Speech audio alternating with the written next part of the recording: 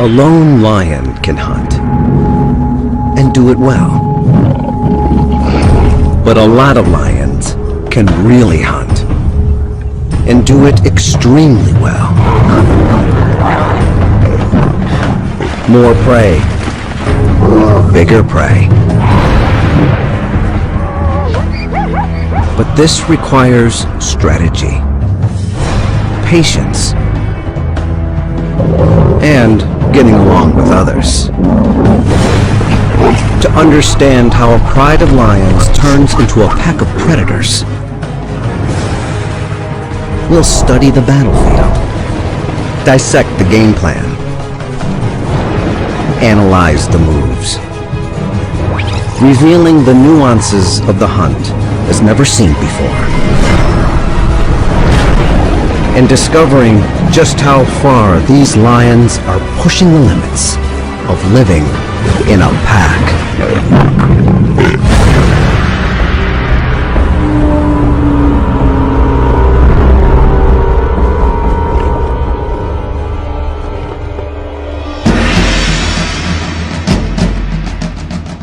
Singita, South Africa.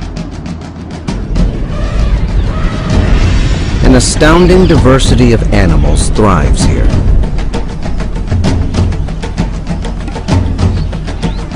At the top of the food chain, lions.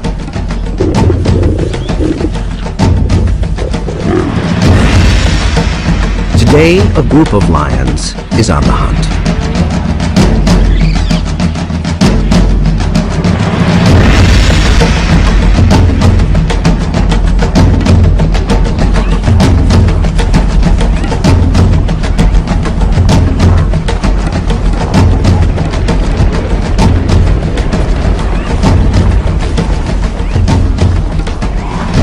This is the mountain pride.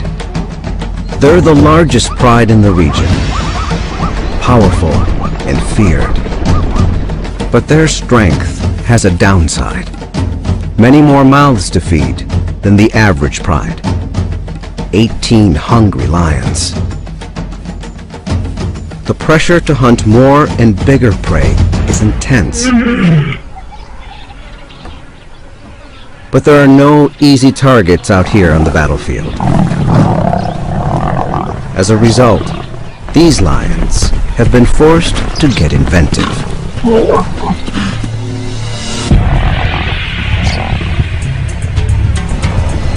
We'll witness the mountain pride deploy 3 offensive strategies: the ambush, the blitz, and the siege.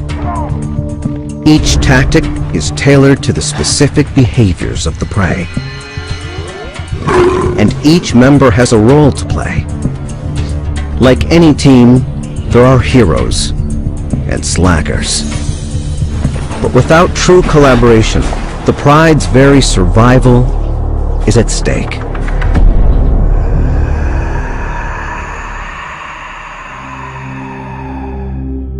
South Africa's Kruger Park. On its western boundary lies the private reserve of Singita. Here, the mountain pride's territory extends over 30 square miles. To keep prey on their toes, the pride moves around to different hunting locations. Today, they try their luck at a waterhole. This is an ideal setting for an ambush. A common hunting strategy for lions. But it tends to be a warm weather sport. In the dry season, there's little moisture in the vegetation. Grazing animals must come down often to drink. Lions know this. 3 females enter the waterhole zone. 2 grown adults and 1 young one, a novice. They're part of a pack that split off from the mountain pride. A hungry splinter group having a go at hunting on their own. Related lionesses form the core of any pride. They are the expert hunters. The secrets of their trade are passed down to the female cubs. This morning, the other pride members are sleeping in. Their alarm clock will be the sound of a kill. If the triad is successful.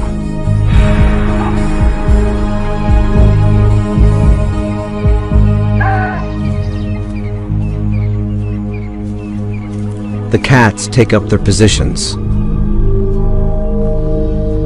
before any sign of prey.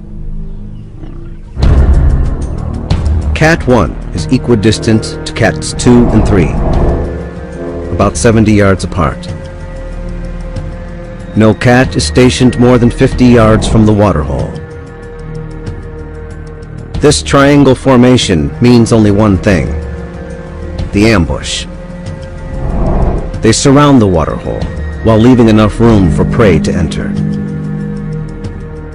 Experience tells them prey will likely come from this direction, then down a hill that leads to a popular drinking spot. Now they wait. The ambush requires perfecting a vital skill: patience.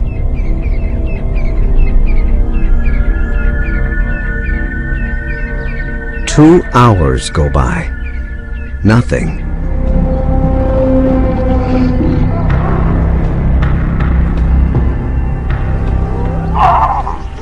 After 3 hours, a sound.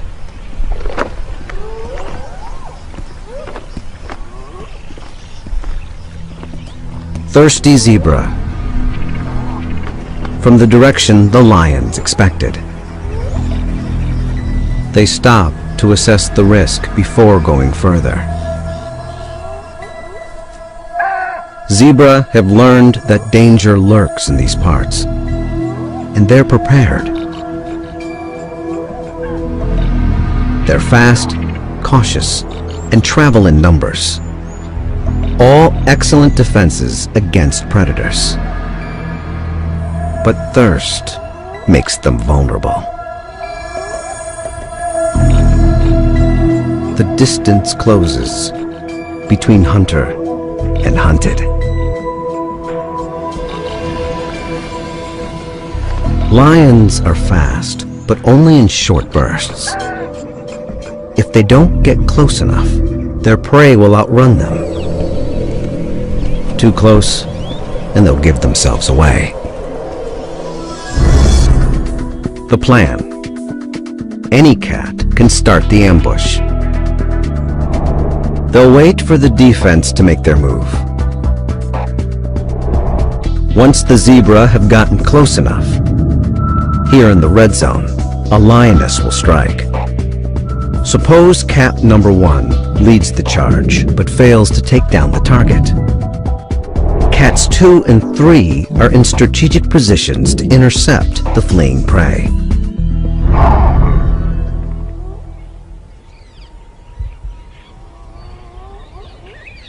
Finally, thirst trumps fear.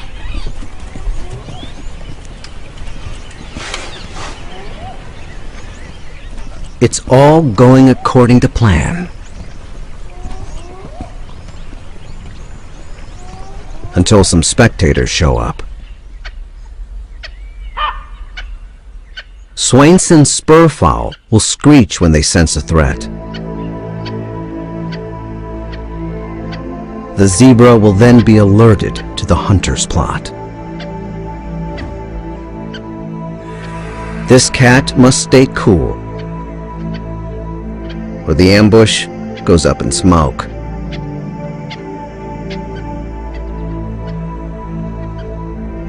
Luckily, this older lioness knows what to do. Make like a bush.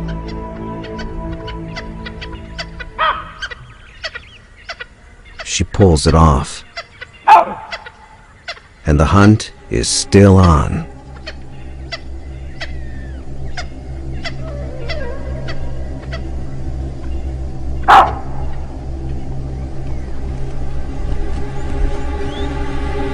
Now success relies on the last stage, the timing of the charge.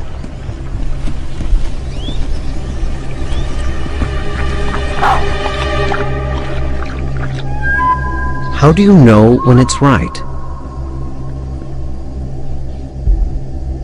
No one can say for sure. It takes that unknown, unquantifiable factor. Experience.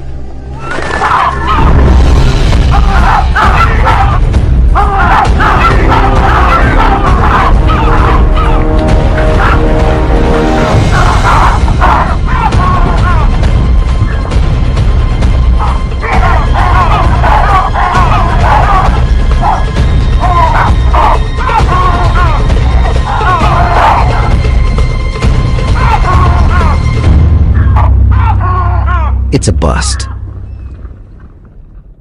What went wrong?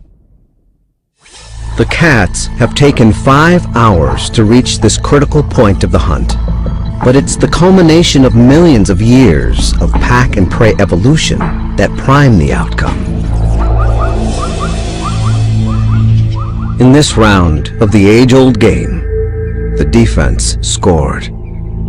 Perhaps we should ask, what went right for them? Many prey species have evolved to live in herds. There's lots of benefits. Safety in numbers, for one. And more scouts to look out for danger. Perhaps they saw or heard the lions before the charge. But looking back, we see the triad flawlessly getting into position. Quiet, stealthy walking, and artful camouflage. Perhaps the zebra picked up an alarm call from another species. Not the spur fowl. Here, the lioness's passive concealment preempted detection. But she couldn't do anything about another spectator. Like birds, baboons send out alarm signals when predators are in the vicinity. But the zebra didn't seem to react to their distant call. What is clear, if you look closely, is a problem with the charge. It seems the timing was off. The culprit, the rookie. As with many youngsters, she lacked patience. The ambush might have worked if the lioness waited for the zebra to move into the ideal position for the net to close. The retreating herd would have been cut off by the waterhole and blocked by the other hunters. But the inexperienced cat jumped the gun and scared the zebra back up the hill and away.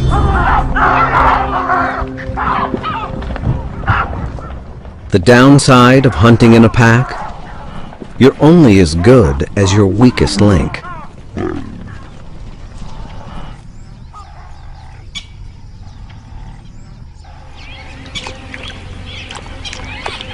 The cat's sole compensation today is a cool drink.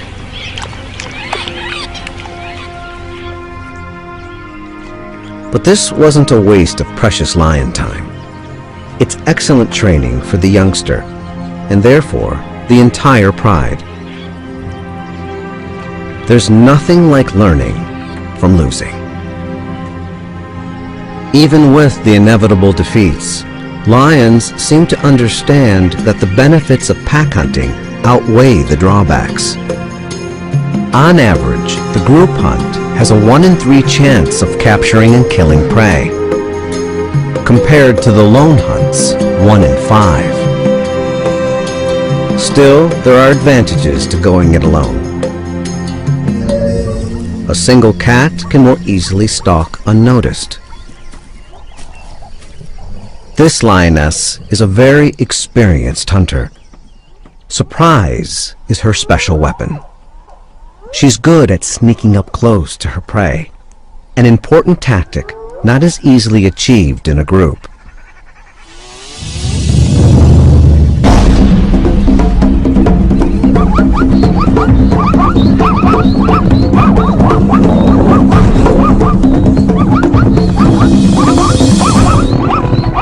Without her perfectly adapted claws, success would be elusive.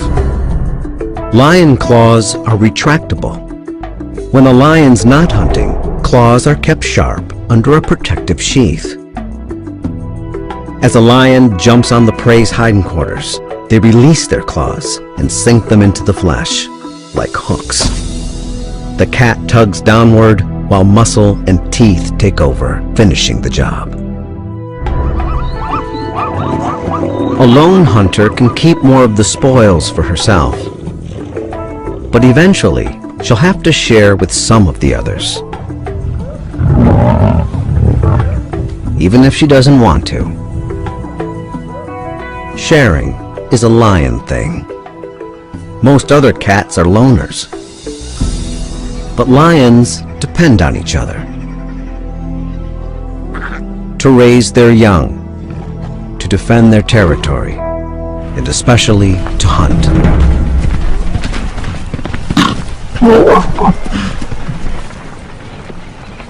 It's their extraordinary ability to coordinate their attacks that gives them an edge.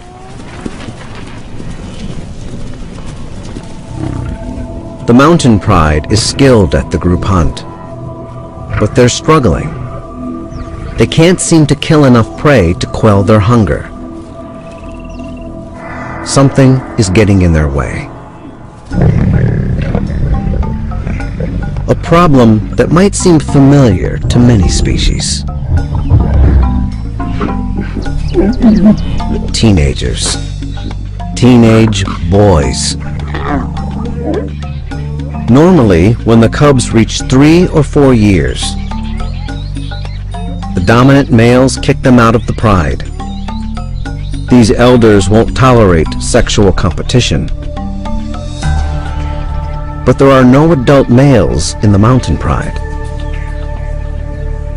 Perhaps they died or wandered off to join other prides. As a result, the young males have stayed at home. The mothers have tried to teach them to hunt, to earn their keep, but they're mostly interested in sleeping in. These hulking teenagers have the strength and appetite of adults, but they act like cubs. The mothers and sisters must hunt more to feed themselves and all these growing boys. If the females don't kill more and bigger prey, the whole pride will be in jeopardy.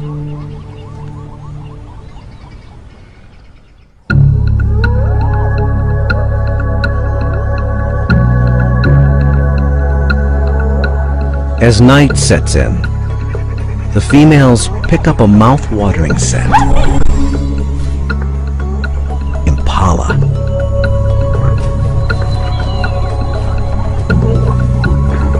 For a lion, an antelope like impala is not a lavish meal, just daily grub. But this doesn't make the hunt any easier. Impala possess a kind of advanced warning system known as the flight zone. As soon as a potential threat crosses the perceived boundary, the animals know to run. The alarm system provides a head start. An impala knows it can outrun a lion if it takes off as soon as the alarm is triggered. The lions must respect the flight zone, get to know it, and eventually penetrate it. They must inch as close as possible to their prey without being detected. This is because lions are built for speed, not for distance. Like all cats, they stand on the balls of their paws. This allows them to dig their toes in, bend their feet, and propel themselves forward, giving them a flying start. Their muscles snap into action. Made for the sprint, lion muscles extend over the entire length of the leg. They're fueled by glycogen, a chemical that releases a concentrated burst of energy when needed.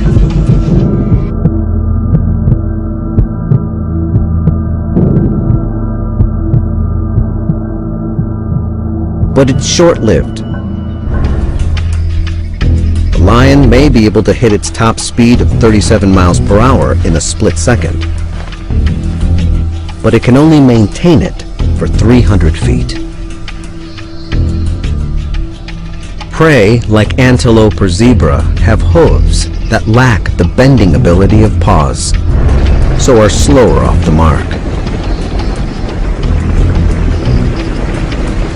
But once they get going, they can maintain their top speeds for much longer.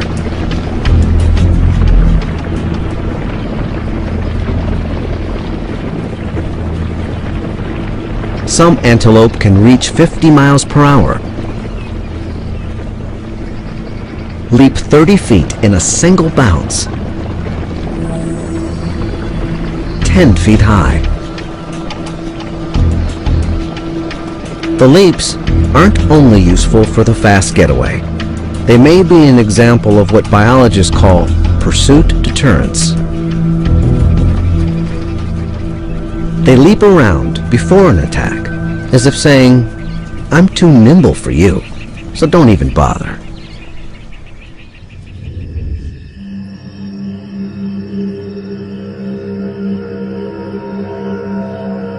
The hunters quietly slip toward the prey. Tonight, the wind comes from the east, disguising the lion's sound and scent.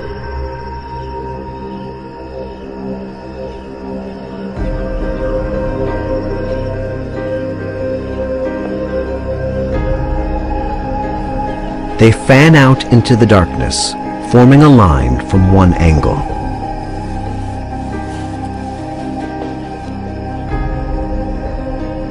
They're foregoing the ambush option. Lying in wait is useless, since their prey is already in place. Instead, the cats decide to go for another strategy.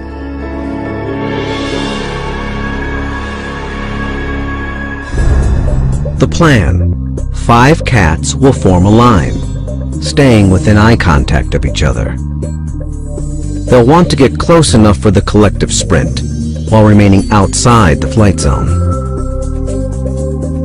If the outer lions play the wings, while the inner ones play center, their chances of catching impala will increase.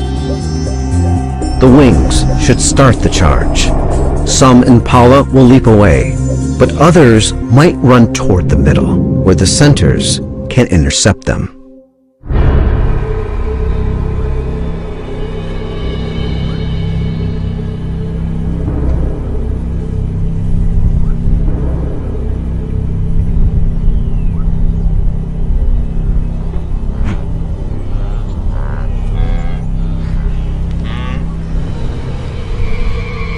The impala sense something.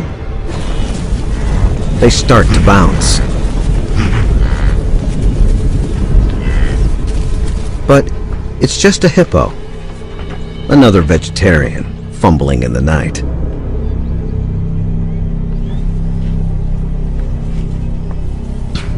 Again, a noise. Just another herbivore. The hunters turn this distraction into an opportunity.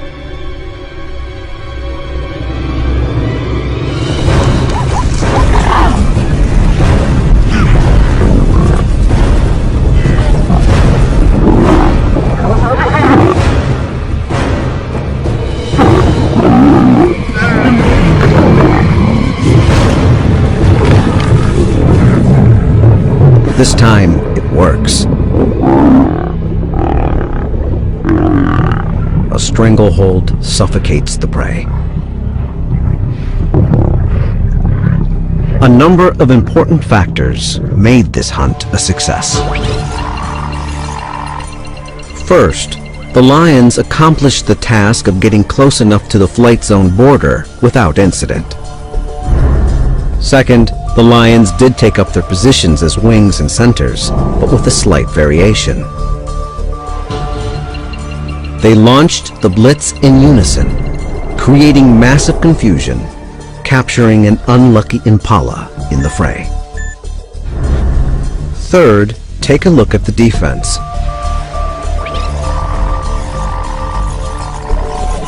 Their leaps were on display. For this guy, hardly a threat. The false alarms of the herbivores might have turned the impala complacent, discharging their leaps before they were useful. A lucky break for the lions. Why didn't the impala detect the real threat in advance? The lions moved into the wind, concealing their sound and smell, allowing them to close in on their prey before the attack. All these variables created the perfect storm of events, empowering the lions to make a killing. As in any battle, the outcome is determined by strategy, skill, and a little luck. Tonight, the female hunters are rewarded for pulling off their plan. But the victors will not be left in peace.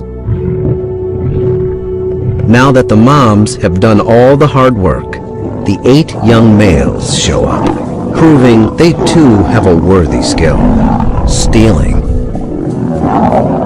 They leave nothing for the lionesses.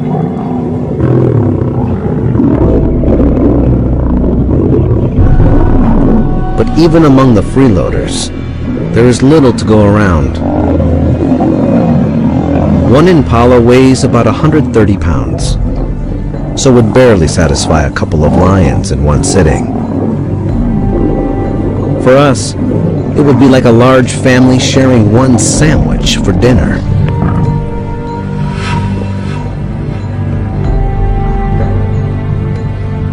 Desperate for a meal to feed the whole pride, they'll have to take extreme measures.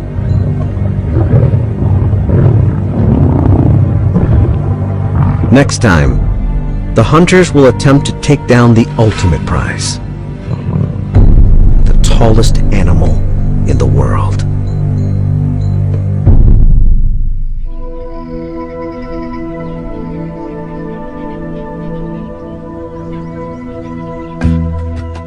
Africa's roaming watchtowers.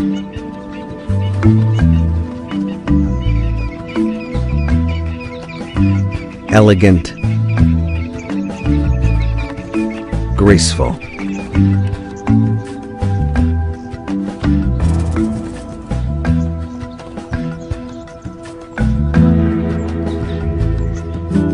And yet, a top-notch adversary.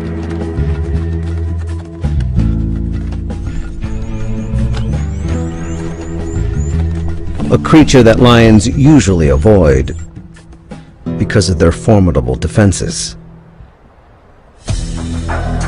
The largest eyes of any land animal, it can match a lion's sight, at least in the daytime.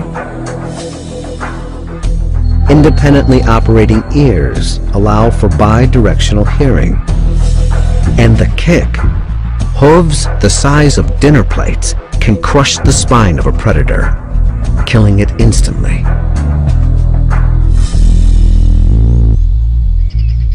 A lion hunting giraffe would be like a human tackling an elephant, bare-handed. It's no small wonder this creature has so few predators. But that doesn't stop the lions from dreaming and scheming. Why do they even bother? First, Bigger prey means more food for the oversized pride. Second, giraffe are plentiful throughout the pride's jurisdiction.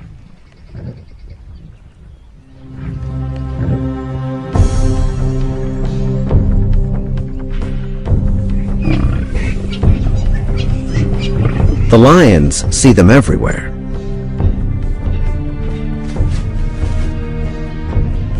But watching giraffe is very different from hunting giraffe. The success of such a kill usually depends on the heavyweights pitching in. Remember, the only males in the mountain pride are the layabout teenagers. Perhaps the females are on a fool's errand. Most lions would attempt to pick on someone closer to their own size.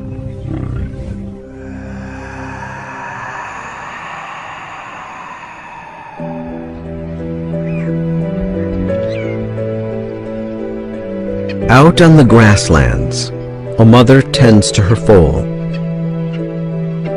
It's safer here than in the dense forest. The sweeping view she's got from way up high allows her to detect predators approaching from afar.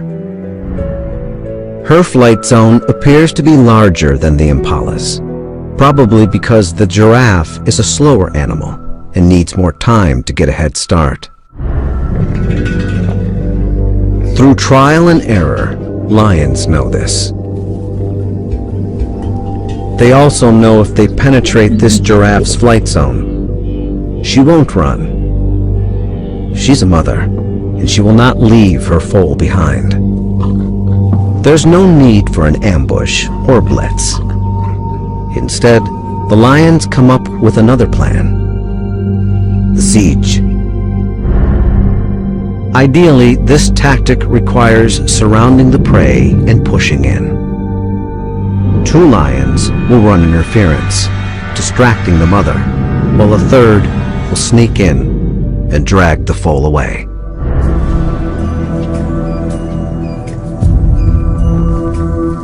The lions creep close, encircling their target, blending in.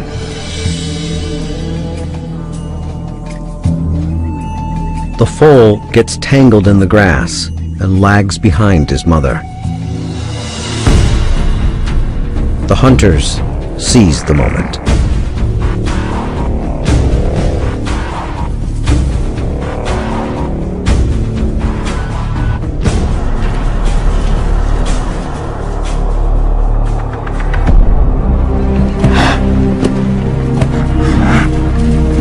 The lions pull off the first phase of the strategy.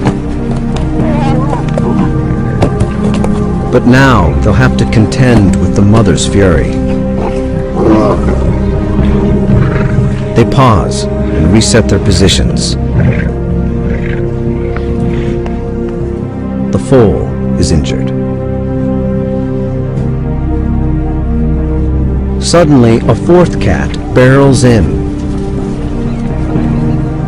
distracting the mother. Without her, the foal is defenseless.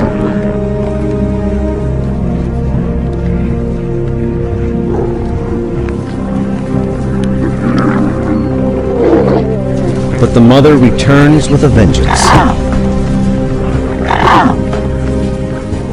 Suddenly, the tables are turned.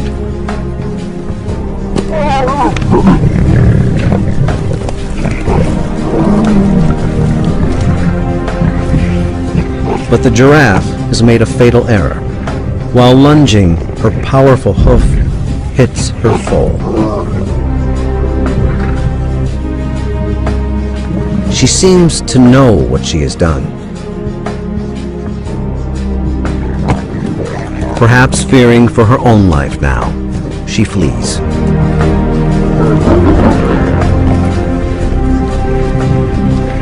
It's over.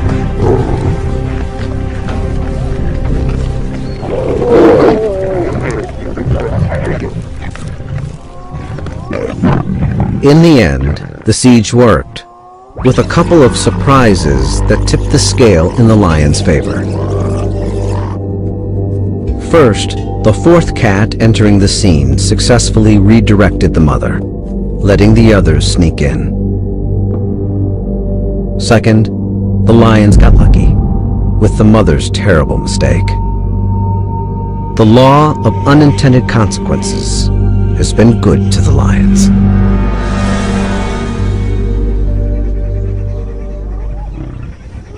But a large lion family needs much more protein than the foal can provide. The mountain pride is hungry. They have no choice but to risk a more dangerous mission: a full-grown giraffe.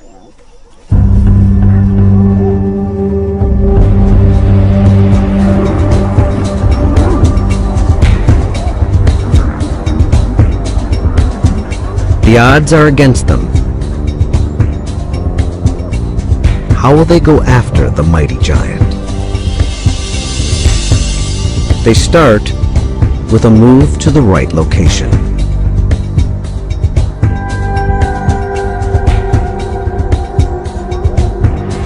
To the edge of the mountains, rocky terrain.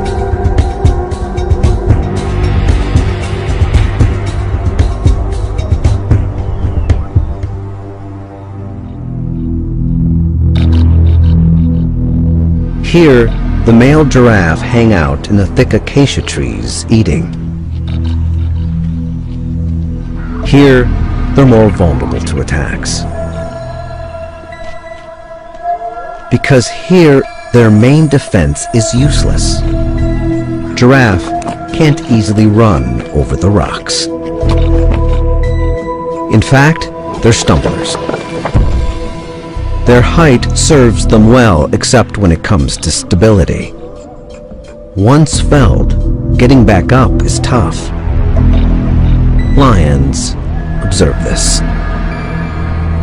The giraffe's other excellent defense, seeing far across the grasslands, is also compromised in the forest. They can't see, and they can't run. Like the zebra risking their lives for a sip of water, the giraffe must sometimes trade safety for a meal.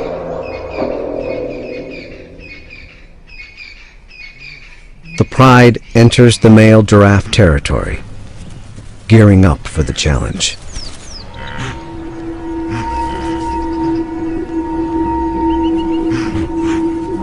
But a curious sight stops them in their tracks.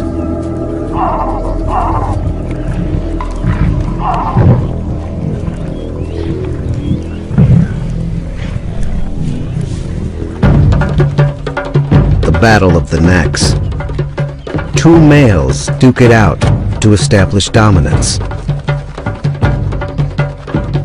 As they age, the bones on their skulls grow and toughen. The duel may look graceful, but a well-placed blow is like a wrecking ball crashing into the neck. A lion's life is full of surprises. But problem solving is part of the job. They definitely can't attack two giraffes. Maybe such a duel can be turned to their advantage. Surely the contenders will be exhausted after fighting.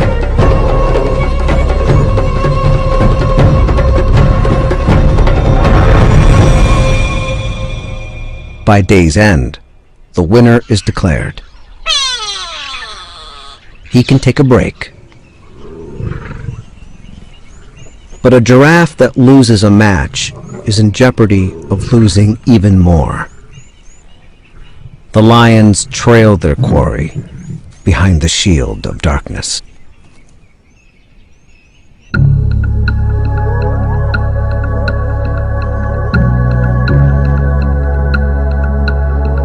The mountain pride calls in more troops. 6 females join forces tonight. Their chances are slim, but they use the night to their advantage.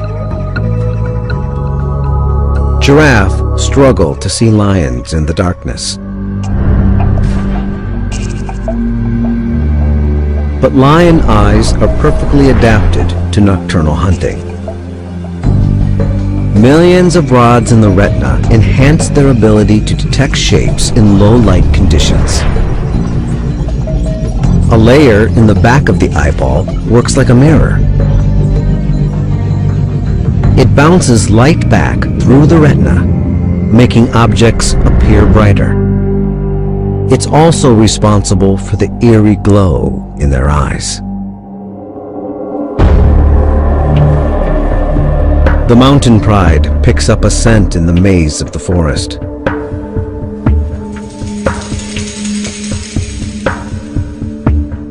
It leads them to this silent giant. He's taken by surprise.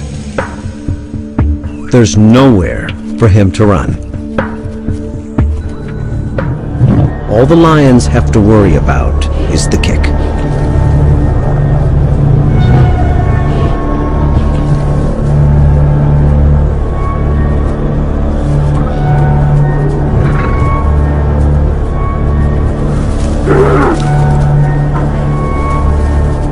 As with the female giraffe, an ambush or blitz is unnecessary.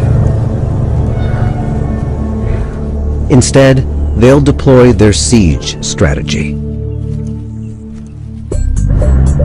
The plan: first the lions must herd the giraffe out of the trees and into a small clearing, giving them room to work.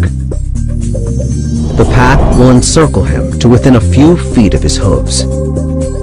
At least 3 must run interference, while 1 jumps on his back.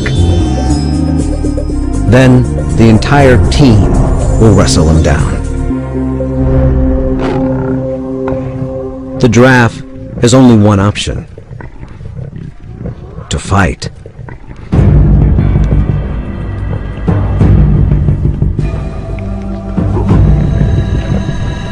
The lions attempt to flush him out of the trees.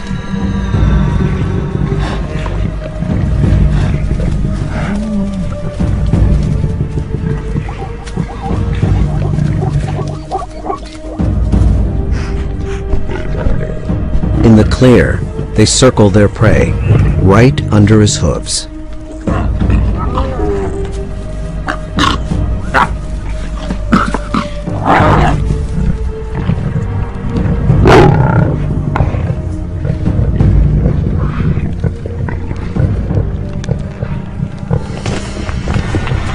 The giraffe's back kick is the most lethal. Like a fast-swinging sledgehammer.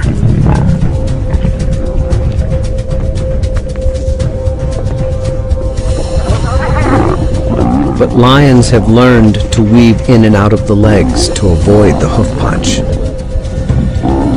The front kick is also powerful, but more of a swat than a slug. Suddenly, one cat makes the leap.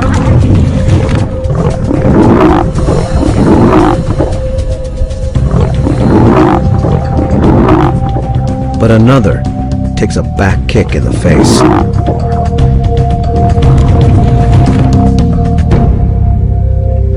The defense holds its own.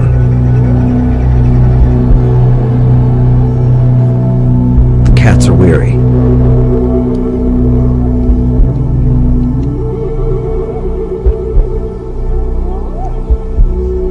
The combatants are locked in an uneasy truce.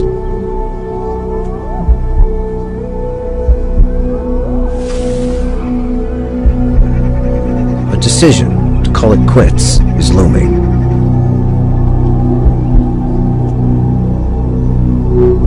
Until a surprise.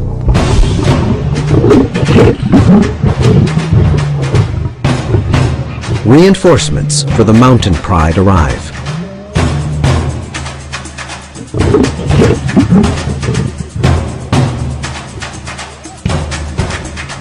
It's the young males, the ones who hardly ever worked for their food. The lionesses are relieved. The extra troops break the deadlock. In the darkness, the battle ends.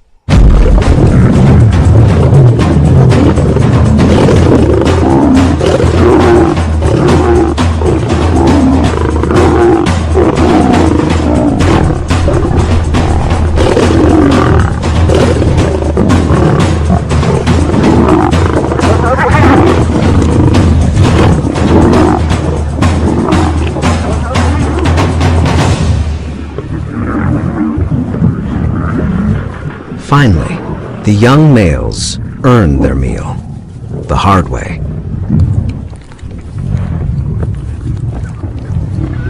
A second look lets us examine what worked for the lions. 1, they found the right spot for hunting giraffe, in rocky terrain with no place for the prey to run. 2, they made their move at night, when giraffe can hardly see lions approaching.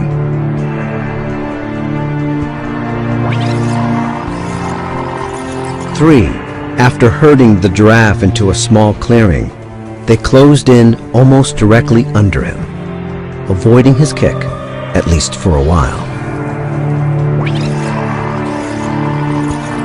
4, a few cats distracted the giraffe while one jumped on his back. This first attack may have seemed premature, but it contributed to tiring out the giraffe in the long run.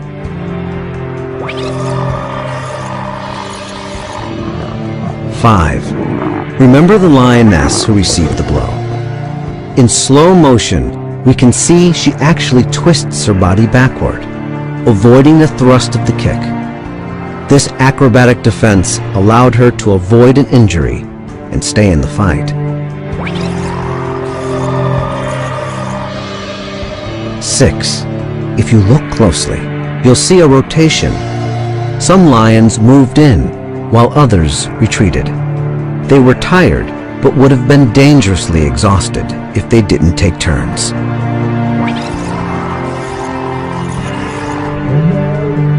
Lastly, and perhaps most important, the teenage males entered the arena. The extra muscle enabled them to control the game and defeat the giraffe.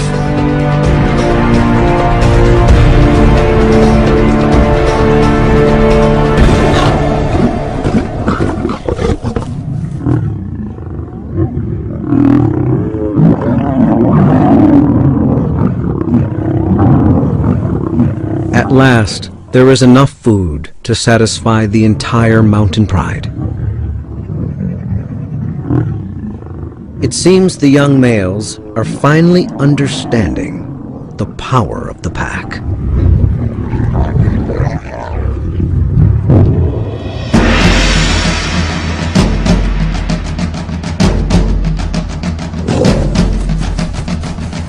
This death, this meal, did not happen merely by chance.